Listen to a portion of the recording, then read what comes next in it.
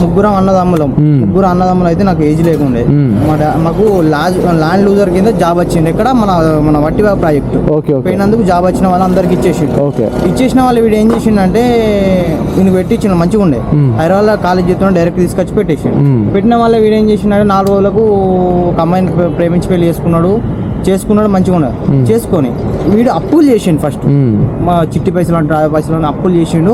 అవన్నీ ఇంటి మీదకి వచ్చిన మా మమ్మీ ఏం చేసింది, ఆ బాధ భరించలేక పోయి ఊరేసుకొని చనిపోయింది. ఊరేసుకొని చనిపోయిన తర్వాత మేము ఏం చేసినాం, ఇక ఎవడని మారుతాడు అనుకొని మేము వానికి ఛాన్స్ మళ్ళీ సెకండ్ ఛాన్స్ ఇచ్చినాం. సెకండ్ ఛాన్స్ ఇస్తే ఏం చేసిందంటే మన ఒక నెలకే మా మమ్మీ నెలకే అంటే మీ వాడికి సపరేట్ ఉంటాడు. సపరేట్ ఉన్నారు ఉండని. నాకు తోచినంత నేను పోషించుకుంటాను, కష్టపడతాను. మీ డాడీ పైసలు, మీ డాడీ నువ్వు చూసుకుంటాను. మళ్ళా నువ్వు మీ అన్న సైడ్ పెడితే నువ్వు సెకండ్, మీ తమ్ముడు చిన్నోడే. డాడీని పోషించుకుంటున్నా, నేను ఒంటరి పోవడం చేస్తున్నా. బ్రో నువ్వు కష్టపడి మీ ఫ్యామిలీని చూసుకుంటారు. మీ ఫ్యామిలీ అంటే ఎవరు? మీ తమ్ముడు, మీ డాడీ, మా మమ్మీ. నువ్వు గ్రేట్, నువ్వు గ్రేట్ కాబట్టి మా డాడీ మంచిగా చూసుకోవాలి. అంతే.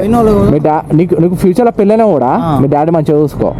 మా డాడీని నేను మా పేరెంట్స్ చూసుకున్న వాళ్ళు పెళ్ళాన్ని చూసుకుంటారు, కానీ పెళ్ళాన్ని చూసుకున్న పేరెంట్స్ చూసుకోరు. అది పేరెంట్స్ అంటే నాకు పిచ్చి. నేను